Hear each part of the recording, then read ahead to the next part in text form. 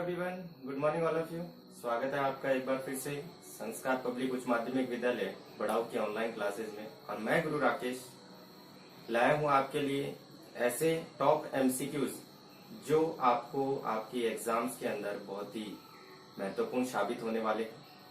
तो 12th English medium के जो स्टूडेंट्स हैं, 12th इंग्लिश मीडियम बायो के जो स्टूडेंट्स हैं, उनके लिए जेनेटिक्स का जो टॉपिक हमने डिस्कस किया था पिछले वीडियोस के अंदर, उन्हीं जेनेटिक्स के टॉपिक से, यानी मैं ये कहूँ कि मेंडेलियन जेनेटिक्स के टॉपिक से जो कुछ मोस्ट इंपोर्टेंट क्वेश्चंस हैं वो मैं आज आपके सामने रिप्रेजेंट करने जा रहा हूँ। इन क्वेश्चनों के अंदर ऐसे ऑप्शंस भी हैं जिनको देखकर हम कई बार कंफ्यूज हो जाते हैं। कंफ्यूजेबल जो क्वेश्चंस हैं वो भी हैं इनके अंदर। तो चलो जब देखते हैं ऐसे क्वेश्चंस जो आपको नीट की, एम्स की या अदर जो कॉम्पिटिटिव एग्जाम है उनमें, या आपकी जो बोर्ड की एग्जाम है उनमें आपको हेल्पफुल रहेंगे। चलो देखते हैं।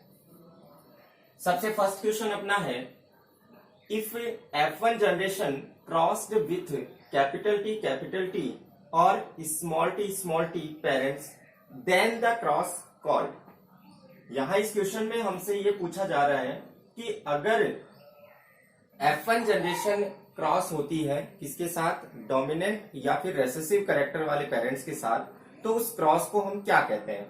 तो यहां अपना फर्स्ट ऑप्शन है टेस्ट क्रॉस, सेकंड ऑप्शन है बैक क्रॉस, थर्ड ऑप्शन है रेसिप्रोकल क्रॉस और फोर्थ ऑप्शन है नन ऑफ दीज। तो स्टूडेंट्स यहाँ पे आपको ध्यान देना है। आपको क्या कहा गया है, F1 जनरेशन का क्रॉस। इट मीन्स ये हुआ F1 generation capital T small t है और इसका क्रॉस किससे करवाना है आपको, कैपिटल T या स्मॉल t के साथ। तो फर्स्टली हम कैपिटल T या स्मॉल t के साथ क्रॉस करवाते हैं। तो आपने पिछली वीडियोस में जो अपन ने जेनेटिक्स की वीडियोस बनाई थी या उसमें आपने स्टडी की होगी। मैंने आपको ये बताया था कि कैपिटल T स्मॉल t अगर कैपिटल के साथ या स्मॉल के साथ क्रॉस होता है तो वो क्रॉस होता है अपना बैक क्रॉस। कौन सा क्रॉस होता है, बैक क्रॉस होता है। अगर capital T small t cross होता है किसके साथ, सिर्फ और सिर्फ स्मॉल t के साथ, तो वो क्रॉस होता है अपना टेस्ट क्रॉस। ये दोनों चीजें अपन पहले देख चुके हैं। यहां मैं आपको क्लियर दोबारा कर देता हूं, एक्सप्लेन कर देता हूं कि अगर F1 जनरेशन का क्रॉस हम डोमिनेंट के साथ या रेसेसिव के साथ, दोनों में से किसी के भी साथ करवाते हैं तो वो क्रॉस कहलाता है अपना बैक क्रॉस। और अगर हम F1 जनरेशन का क्रॉस सिर्फ और सिर्फ रेसेसिव कैरेक्टर के साथ करवाते हैं तो वो कहलाता है अपना टेस्ट क्रॉस। तो यहाँ भी वही सेम थिंग है। और क्वेश्चन में हमसे पूछा गया है कि अगर F1 जनरेशन का क्रॉस कैपिटल T यानी डोमिनेंट, स्मॉल t यानी कि रेसेसिव के साथ करवाया जाए तो क्रॉस क्या कहलाएगा। तो आपका राइट आंसर क्या होगा यहाँ, back cross. Back cross is our right answer. क्यों होगा वो आप एक्सप्लेन देख सकते हैं। सेकेंड क्वेश्चन क्या है, सेकेंड क्वेश्चन है, in first cross parents are capital T is male, small t is female. If we changed the parents in second cross as capital T female and small t male, then the cross is। इस question में आपसे ये पूछा जा रहा है कि हम जिन्हें फर्स्ट क्रॉस के अंदर पेरेंट्स ले रहे थे, अगर सेकंड क्रॉस में उन पेरेंट्स की पोजीशन या उनकी सिचुएशंस हम एक्सचेंज कर दें, बदल दें। क्योंकि यहां आप देख सकते हो फर्स्ट क्रॉस के अंदर पेरेंट्स में कैपिटल T किसको डिनोट कर रहा था, मेल पेरेंट को, और स्मॉल t किसको डिनोट कर रहा था, फीमेल पेरेंट को। अब क्या किया, वी चेंज, हमने बदल दिया उसको किसमें, सेकंड क्रॉस के अंदर। किसके अंदर बदल दिया, अब यहां देख सकते हो आप कैपिटल T फीमेल को डिनोट कर रहा है और स्मॉल t मेल को डिनोट कर रहा है सेकंड क्रॉस में। फर्स्ट क्रॉस में कैपिटल T मेल को डिनोट कर रहा था, सेकंड क्रॉस में फीमेल को कर रहा है। यहाँ फर्स्ट क्रॉस में स्मॉल t फीमेल को डिनोट कर रहा था, यहाँ स्मॉल t मेल को डिनोट कर रहा है। इसका मतलब सीधा सा ये हुआ कि अगर हम पेरेंट्स की पोजीशन जो है वो अगर एक्सचेंज कर दें आपस में तो क्रॉस क्या कहलाएगा। तो विद्यार्थियों, हमने टेस्ट क्रॉस, बैक क्रॉस और रेसिप्रोकल क्रॉस देखा था। उसमें रेसिप्रोकल क्रॉस यानी व्युत्पन्न जो क्रॉस होता है, उसमें हमने यही सिचुएशन देखी थी कि अगर हम फर्स्ट क्रॉस में ए को नर मान लें और बी को मादा माने, और दूसरे क्रॉस में हम क्या कर दें, ए को मादा मान लें यानी कि फीमेल, ए मेल हो जाए और बी क्या हो जाए, फीमेल, और सेकेंड क्रॉस में हम ए को फीमेल बना दें और बी को क्या बना दें, मेल बना दें। तो हमने क्या किया, फर्स्ट क्रॉस के पेरेंट्स की सिचुएशन या जो उनकी पोजीशन थी वो सेकंड क्रॉस के अंदर हमने चेंज कर दी, और इस तरीके का जो क्रॉस है वो अपना कहलाता है रेसिप्रोकल क्रॉस। तो आपका राइट आंसर इसमें क्या होगा, रेसिप्रोकल क्रॉस हो जाएगा। जहां भी पेरेंट एक्सचेंज होते हैं वहां पे क्रॉस कौन सा होता है, अपना रेसिप्रोकल क्रॉस होता है। थर्ड क्वेश्चन की हम बात करते हैं, विच one is not propose by Mendel. यहां पर आपसे क्वेश्चन सीधा सा ये पूछा जा रहा है कि मेंडल ने क्या नहीं बताया था, या निम्न में से मेंडल ने किसके बारे में नहीं बताया था। यहाँ फर्स्ट अपना ऑप्शन है law of dominance, second option है law of purity of gametes, third option है लॉ ऑफ इंडिपेंडेंट असॉर्टमेंट, और थर्ड ऑप्शन है अपना इनकम्प्लीट डोमिनेंस। तो यहाँ आपको ध्यान रखना है, मेंडलिज्म जो है, मेंडलिज्म के अंदर मेंडल के हाइब्रिड क्रॉस और प्लस मेंडल के जो लॉ थे वो हम शामिल करते हैं। जैसे अपन फर्स्ट अगर इसकी बात करें, law of dominance, law of dominance Mendel का जो मोनोहाइब्रिड क्रॉस था उसकी F1 जनरेशन के अंदर शो हो रहा था। इट मीन्स ये तो मेंडल ने बताया था। Law of purity of gametes, law of purity of gametes हम F2 जनरेशन के अंदर देख सकते हैं, मोनोहाइब्रिड में भी डाई हाइब्रिड के अंदर भी। थर्ड अगर अपन बात करें लॉ ऑफ इंडिपेंडेंट असॉर्टमेंट की, तो ये आपका जो डाई हाइब्रिड क्रॉस है उसकी F1 जनरेशन जब अपन निकालते हैं तो उसमें हम ये चीज शो कर सकते हैं, देख सकते हैं। फोर्थ ऑप्शन जो अपना है इनकम्प्लीट डोमिनेंस, ये जो इनकम्प्लीट डोमिनेंस था ये मेंडल ने नहीं बताया था। ये मेंडल के नियमों का क्या था, विचलन था। मेंडल के जितने भी लॉज थे उन लॉ के अनुसार यहाँ पर ये एक ऐसी क्रिया थी जो उन नियमों का पालन नहीं कर रही थी। तो यहाँ इस थर्ड क्वेश्चन का आपका आंसर क्या हो जाएगा, इनकम्प्लीट डोमिनेंस। विद्यार्थियों, क्वेश्चन की लैंग्वेज हमें थोड़ी सी समझनी है, क्वेश्चन के अंदर हमसे पूछा क्या जा रहा है और हमें उसी के अकॉर्डिंग अपने आंसर रखने हैं। फोर्थ क्वेश्चन की मैं बात करता हूं, AB blood group represent the process. AB blood group कौन सी क्रिया को दर्शाता है। यहाँ अगर आपने मल्टीपल एलिडिज्म वाली जो वीडियो थी वो अगर आपने देखी है तो आप डायरेक्टली यहाँ समझ गए होंगे कि AB blood group represent the process. सबसे फर्स्ट आता है ऑप्शन इनकम्प्लीट डोमिनेंस, अपूर्ण प्रभाविता।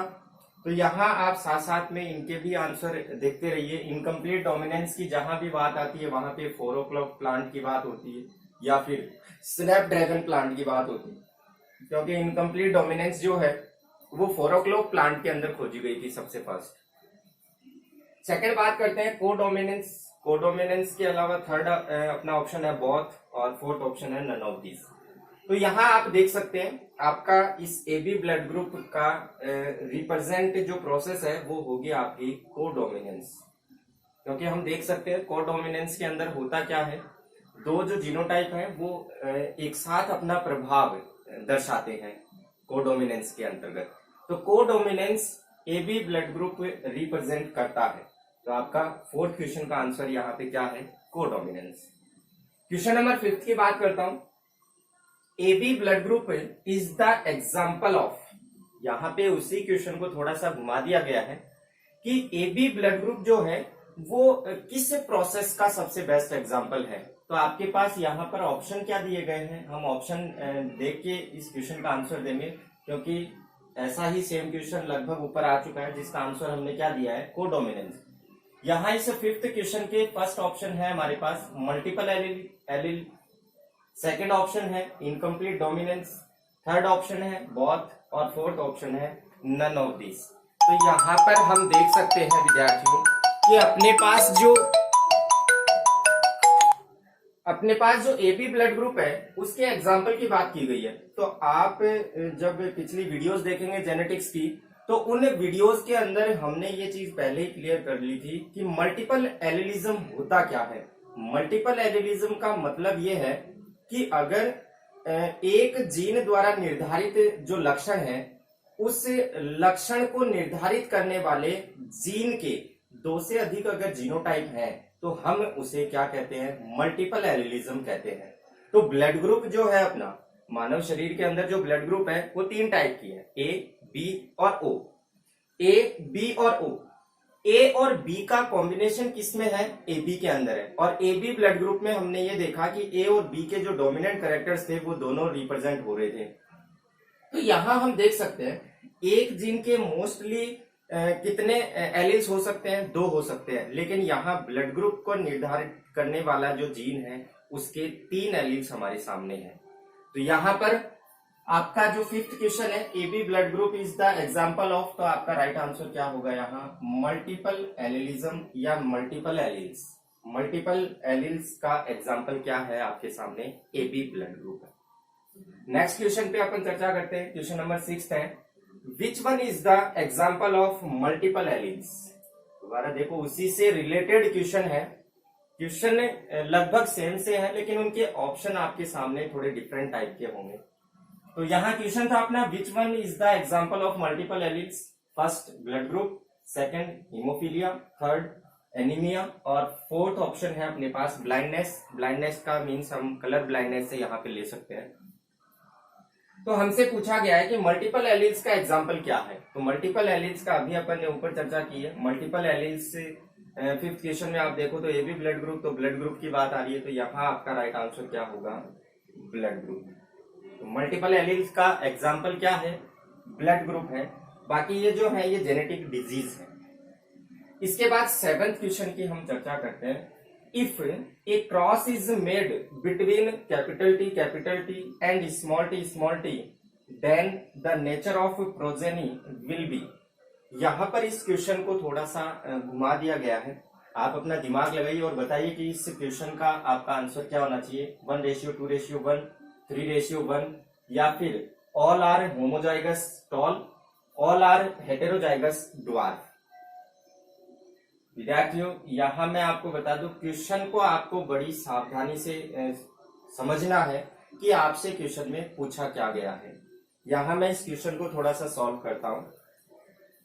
आप अपने क्वेश्चन का आंसर जो है वो अपने माइंड में रखिए और अभी मैं आपको इसको सॉल्व करके देखता हूं, फिर आप मैच करके देखना कि क्या आपका माइंड वहां तक पहुंच पा रहा है। हमसे क्वेश्चन में क्या कहा गया है, if a cross is made between capital T and small T. यहाँ ये कैपिटल टी और ये स्मॉल टी, ये हमारे पास हो गए पेरेंट फर्स्ट। अब क्या करना है, हमें गैमेट्स फॉर्मेट करना है। गैमेट्स से जब फॉर्म करेंगे अपन तो कैपिटल टी एंड इसका गैमेट बन जाएगा हमारे पास स्मॉल टी। ये हमारे पास गैमेट्स बन गए। अब क्या करना है, गैमेट्स हमारे पास है तो अब हमें इन गैमेट्स को, मेल गैमेट्स को फीमेल गैमेट्स के साथ क्रॉस करवाना है। तो हम फर्स्ट क्रॉस करवाते हैं इस गैमेट का इसके साथ, तो हमारे पास कैपिटल टी स्मॉल टी, फिर इस गैमेट का क्रॉस इसके साथ तो कैपिटल टी स्मॉल टी, फिर इस गैमेट का क्रॉस इसके साथ कैपिटल टी स्मॉल टी, फिर इस गैमेट का इसके साथ कैपिटल टी स्मॉल टी। ये हमारे पास आ गई F1 जनरेशन। अब मैं F1 जनरेशन निकाल के एक बार रुक जाता हूं यहीं पे, मैं दोबारा क्वेश्चन के ऊपर आता हूं। हमारे पास क्वेश्चन में क्या पूछा गया था, if a cross is made between capital T small T then the nature of progeny will be. यहां पर क्रॉस करवाया गया था कैपिटल टी और स्मॉल टी के बीच में, मैंने यहां क्रॉस करवा दिया और F1 जनरेशन निकाल दी। आपके माइंड में आ रहा होगा कि सर इसकी F2 जनरेशन भी आप आगे निकालो तब हमारे पास इसका आंसर आएगा। तो विद्यार्थियों, मैं आपको एक चीज क्लियर कर दूं कि हमें जितना क्वेश्चन में कहा गया है हमें सिर्फ उतना ही करना है। हमें अपनी तरफ से अपना दिमाग ज्यादा नहीं लगाना है कि हम इसके F2 जनरेशन निकाल दें। क्यों? क्योंकि हमें कहीं भी क्वेश्चन में ये चीज डिनोट नहीं की गई है कि आप इसका F2 जनरेशन निकाल कर उसका रेशियो बताइए, या उसकी प्रोजेन F2 जनरेशन की प्रोजेनी बताइए कि क्या होगी। हमें सिर्फ इतना कहा गया था कि क्या होगा जब कैपिटल टी और स्मॉल टी के मध्य क्रॉस होगा, तो आपके पास जो संतति आती है उसकी प्रोजेनी आपको बतानी है।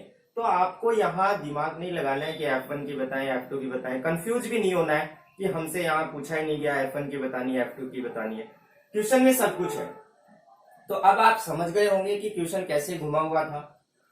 यहाँ इस क्वेश्चन का आंसर हम देखते हैं क्या होता है। हमारे पास कैपिटल टी था, स्मॉल टी था पेरेंट्स के रूप में, फिर हमने गैमेट्स बनाए, हमारे पास ये प्रोजेनी हम प्राप्त करते हैं F1 जनरेशन की। तो यहाँ पर आप देख सकते हैं होमोजाइगस कंडीशन है या हेटेरोजाइगस, तो ये हेटेरोजाइगस है,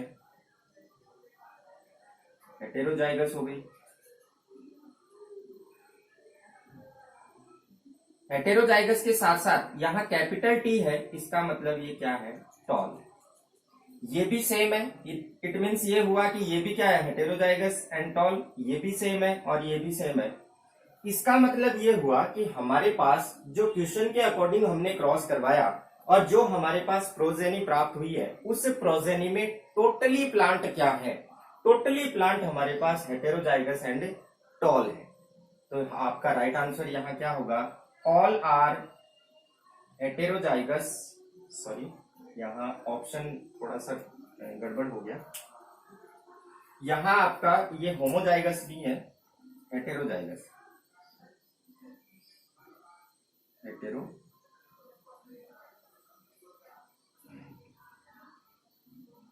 हेटेरोजाइगस, हेटेरोजाइगस एंड टॉल। तो हमारा राइट आंसर क्या होगा, हेटेरोजाइगस एंड टॉल। यहाँ विद्यार्थियों देखो, ये जो ए और बी ऑप्शन थे ये दोनों तो वैसे ही क्रॉस हो गए, क्योंकि ये तो F2 प्रोजेनी का रेशियो है, जीनोटिपिक और फिनोटिपिक।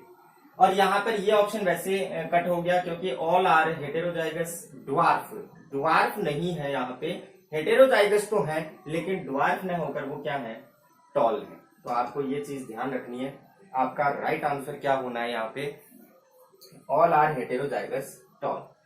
विद्यार्थियों ये क्वेश्चन इसीलिए मैंने आपके सामने रखे हैं कि आप भविष्य में अगर किसी एग्जाम का सामना करें या एग्जाम अगर आप दें, तो इस जेनेटिक्स वाले टॉपिक से आने वाले क्वेश्चन में आप कभी भी ना अटके कभी, या आपका ऑप्शन आपके सामने जब कंफ्यूजेबल ऑप्शन आ जाए तो वहां आप कंफ्यूज ना हो।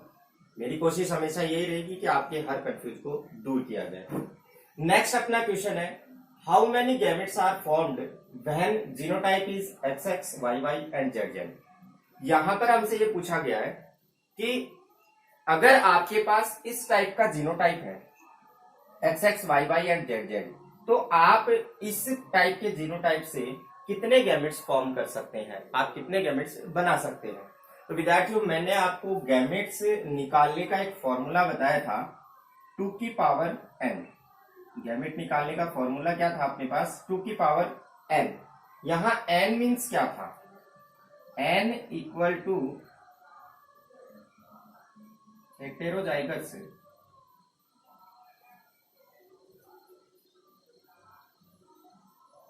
हेटेरोजाइगस की संख्या थी, यानी नंबर ऑफ हेटेरोजाइगस। विषम युग्म विकल्पी जो थे, या विषम युग्म की जो गैमेट, विषम युग्म विकल्पी जो थे उनके नंबर की यहाँ बात की जा रही थी n के अंदर। तो यहाँ अपने पास जीनोटाइप क्या है, XX, YY एंड ZZ। यहाँ हम देख सकते हैं फर्स्ट विषम युग्म की XX, second YY and third ZZ। तो हमारे पास नंबर ऑफ हेटेरोजाइगस कितने हैं, 3 है। n इक्वल टू हमारे पास कितना आ गया, 3 आ गया। अब क्या करना है, n का मान हम फॉर्मूले के अंदर पुट करेंगे। तो फॉर्मूले के अंदर जब हम n को पुट करते हैं, n के मान को, तो 2 इंटू 2 इंटू 2 ये हमारे पास आता है। तो 2 2 जा 4 एंड 4 2 जा 8। इट मीन्स 8 गैमेट्स फॉर्म्ड होंगे। कब, जब आपके पास इस टाइप का क्या होगा, जीनोटाइप।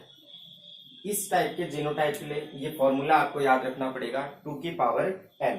तो विद्यार्थियों ये थे टॉप मोस्ट जेनेटिक्स के क्वेश्चन जो कि मोस्टली एग्जाम्स के अंदर पूछे जाते हैं। आपसे भी पूछे जा सकते हैं आपकी बोर्ड एग्जाम्स के अंदर। यहाँ ऑप्शन के अनुसार मैंने यहाँ इन क्वेश्चनों को डिनोट किया है। हो सकता है कि आपसे शॉर्ट क्वेश्चन के रूप में ये चीज पूछ ली जाए।